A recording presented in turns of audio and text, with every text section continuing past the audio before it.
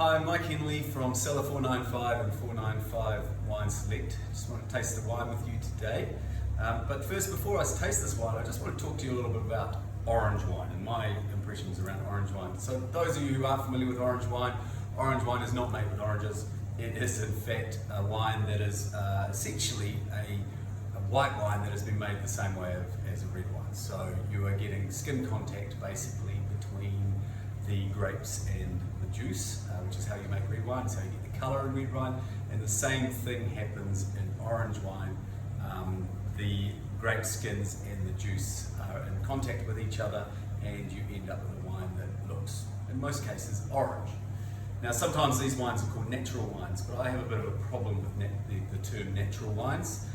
Often orange wines have no additives to them, very low sulfur levels. They come from biodynamic or organic vineyards often, nearly always actually, and natural wines the same thing. But the idea of natural and that these wines are natural, it sort of implies that all other wines are not natural.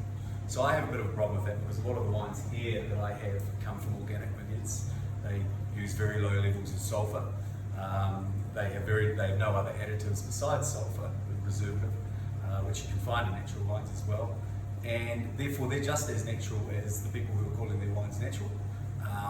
And yet they don't call themselves natural. So it's a bit of a marketing spiel for me, and the word natural wines may have been ambushed a little bit. But orange wines or skin contact wines I think definitely have a place, and I will put my hand up and be honest about it and say I haven't been a huge fan of them in the past. I sometimes think that some of these wines take things a little bit too far. And I have a criteria here that every wine that is in this bar or that we put on our website that we need to be able to drink a bottle of. And some of the times I found that I couldn't really enjoy more than half a glass. So, but I'm branching out a little bit now. I am trying to find more, and I think people are starting to recognise that natural, let's not call them natural, skin contact white wines or orange wines can actually be made correctly and they can be delicious. So the ones we've had here in the bar have gone really, really well. Perma Valley orange wine is a fantastic example of a gateway orange that is just delicious. And this wine here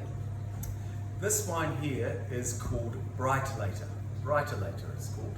And Bryterlater is actually the name of an album and a song from Nick Drake. Don't ask me how I know that. The person behind the camera actually pointed that out to me. And this is called Brambles. This is a Pinot Gris and a Pinot Blanc from the 2023 vintage from the Banks Peninsula.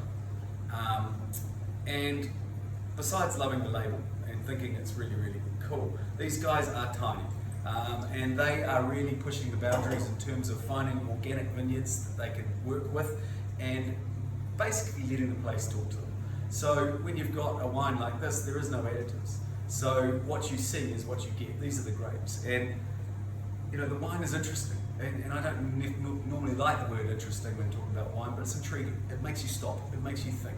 And then when you drink it, it's actually delicious. And I've often heard a sommelier say to me, like back in the day, a sommelier said to me, he said, the great thing about orange wines is that when they're cold, they start off feeling like a white wine.